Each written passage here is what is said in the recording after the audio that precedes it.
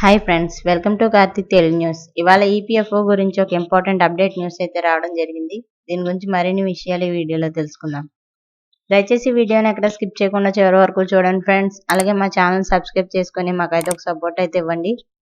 వివరాల్లోకి వెళ్ళినట్లయితే employees provident fund organisation లో హయ్యర్ పెన్షన్ స్కీమ్ ను అమలు చేయడానికి ఇచ్చిన దరఖాస్తుల అమలు ప్రక్రియ ఈ సంవత్సరం మార్చి చివరి నాటికి పూర్తవనుంది.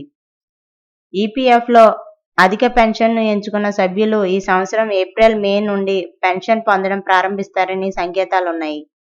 ఇంతలో 7 లక్షలకు పైగా ఈపీఎఫ్ సభ్యులు పెన్షనర్లకు బిగ్ షాక్ తగిలినట్లయింది. ఉద్యోగుల భవిష్య నిధి సంస్థ ప్రకారం వారి జీతానికి అనుగుణంగా అధిక పీఎఫ్ పెన్షన్ కోరుకునే 17.49 లక్షల మంది దరఖాస్తుదారులలో 7.35 లక్షల మంది పెన్షన్ పొందేందుకు అనర్హులని తేలింది.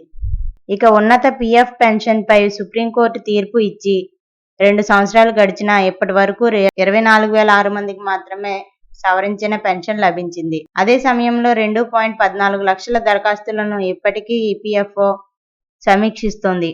అయితే 2.24 లక్షల దరఖాస్తులను యజమానులు ఇంకా ఏజెన్సీకి పంపలేదు.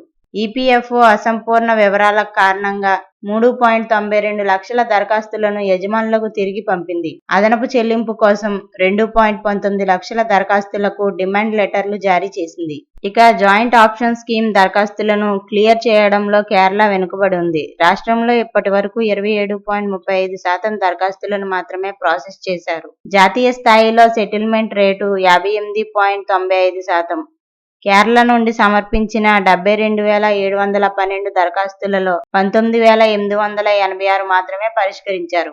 ఇక వీటిలో తిరస్కరించిన దరఖాస్తులు, డిమాండ్ లెటర్లు జారీ చేయని దరఖాస్తులు ఉన్నాయి. సో ఫ్రెండ్స్, ఇది update news. Thank you friends. Thanks for watching.